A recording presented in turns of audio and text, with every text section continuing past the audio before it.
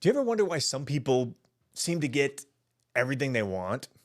And what if you could finally experience the life you always desired, the life you were created to experience, full of purpose, adventure, and fulfillment? Well, there is a pathway by which all desires are fulfilled, and I'm breaking it down for you today, so let's dive in. Welcome to Success Sundays with Harrison. I'm your host, Harrison Wilder. I'm a corporate strategist and entrepreneur with an executive MBA from the George Washington University. I've managed two multi-million-dollar companies, and I advise top-level executives from a variety of industries. In this show, you'll find practical insights that will help you succeed as a leader in today's business environment. If you're serious about developing your skills as an executive, this is the place for you. Enjoy today's episode. I used to look at others around me and wonder why it seemed like everything they touched turned to gold, while I was stuck on the struggle bus. I remember the first time I ever tried to host my own ministry event.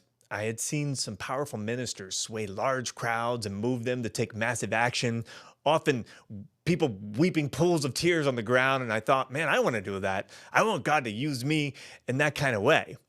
I want God to use me that way. So just a few months after Jesus found me, I decided to host a rally. I rented the local amphitheater. I got a band, the sound equipment, got a guest speaker to help shoulder the preaching. I printed flyers and I passed them out in the school. I remember the choir director was so confused. Like, she saw the flyer and said in front of the whole 200-person choir, "He never acted like a Christian in my class." Well, I was just a new believer, but man, I went to all the church youth groups and I invited every student in my town to my rally. Well, the big day came and man, I was so nervous. As the hour approached, a few of my best friends stopped by. "Sorry, man, we can't make it. We're going to go watch the game." Side note, if you live in South Carolina, don't schedule your rally on top of the Carolina-Clemson game. But I was so caught up, I didn't even know what the day was. The hour came though, and no one showed. Well, a handful of people from my church came for moral support, but it was a disaster. And I wondered, what did I do wrong? How come this was working for others and not for me? And I actually drew the wrong conclusion. Maybe I wasn't supposed to do this. Maybe I wasn't called to speak. Maybe God needed to work on something in my character and he didn't want me to succeed. Listen, that event set me back a few years and introduced me to a very dangerous idea that maybe I shouldn't be so quick to go after a dream. Maybe God wasn't going to be in my corner if I pursued the desires that are in my heart. Well, here's what I didn't know then that I'm learning now. There is a pathway by which dreams become realized.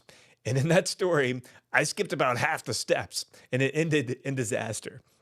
So let me save you some pain and frustration and unnecessary delay and share the system with you now. To understand the order of creation, the pathway by which all desires are realized, it's helpful to go all the way back to creation itself.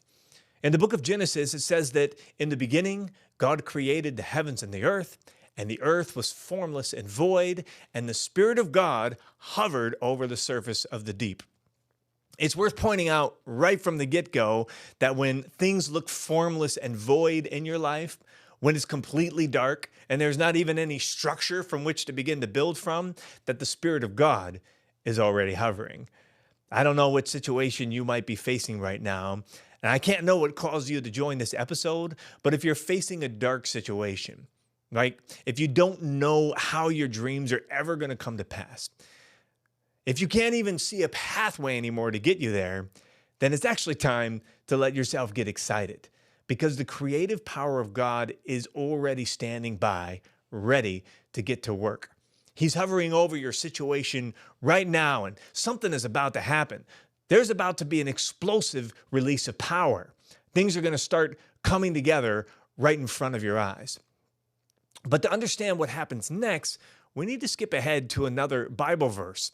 This verse, way over in the New Testament, Ephesians chapter 1, verse 4, makes it explicitly clear what is already obvious. It says that before the foundations of the earth, that God knew you. That is to say that the first step in the order of creation is to imagine.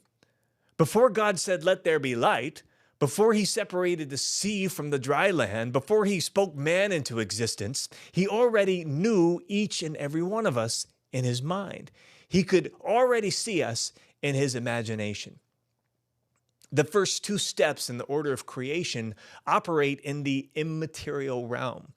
One author referred to this part of the process as first creation, supporting the idea that everything that exists in the material realm was created twice, once in the immaterial realm, and then secondly in the material realm.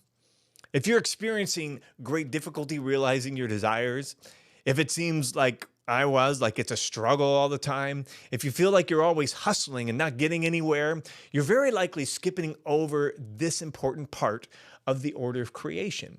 This is the hidden part of your power that you may not have tapped into yet. And the first step is to see it in your mind. With as much clarity as you can muster, you must imagine what it is that you desire. Now, I'm not saying to work up a desire. I don't believe it works that way. The desires are already there, guides given to you from God. You simply apply time and energy to see them as clearly as you can. Well, I have a lot to say about that in future episodes. But the second step is to speak. It's obvious when you think about it. Of course, God already imagined what he was creating before he created it. He first saw it in his mind, and then the next step in the order of creation, well, we see it in Genesis. God spoke what he saw. Let there be light, right? Let there be animals. Let there be all the things in the heavens, all the things that he spoke. Well, the second step is to speak with your voice. And this step may be more overlooked than the first. Many people pay no attention to what they are speaking, not realizing the power of their words. And yet speaking is how your desires are transmitted from the immaterial world into the material world. Have you ever felt like power being released through your words? I know I've been in situations where all I could do was to start speaking over something, and all of a sudden the atmosphere changed. My mindset changed, and all of a sudden the whole situation looked different. Now, the last two steps are how your desires actually materialize in the seen world. We're moving out of the immaterial realm and into the material. Back to Genesis, it tells us that God created a garden and he placed man to work the garden. Before God released man to work, he created an ecological system filled with resources within which that work could thrive. He made a garden. The third step is to sync. This deals with identifying the resources and systems that are already in place that will bring about your desires. The key here is to cooperate with the things that God has already set in motion. God has already put in place all the resources, people, and systems that you need. And finally, then the last step, and this is very familiar for those of you who are in the hustle and grind world, you have to start, right? You got to do the work. But this is so much different than you think. The last step in the order of creation was when God placed man to work in the garden. But this kind of work was way different than the toil that so many subject themselves to today. It wasn't until after the fall that God said that he's going to curse the ground. The ground is cursed because of you, right? That all of your life you will struggle just to scratch a living from it. But you can imagine that in the garden before that, work was abundantly fruitful. Every bit of effort created tremendous results. No sweat, literally. By the way, God removed that curse on the ground way back in the times of Noah. So sweat and fruitlessly toiling, right? When we do that today, it's not because of a curse. It's just because we don't understand the context under which we should work. When you start applying effort to work that is in sync with God's systems that he has already put in place, that's already empowered by the words that you have spoken, rooted in desires that he has revealed to you, you're going to experience a whole new kind of work.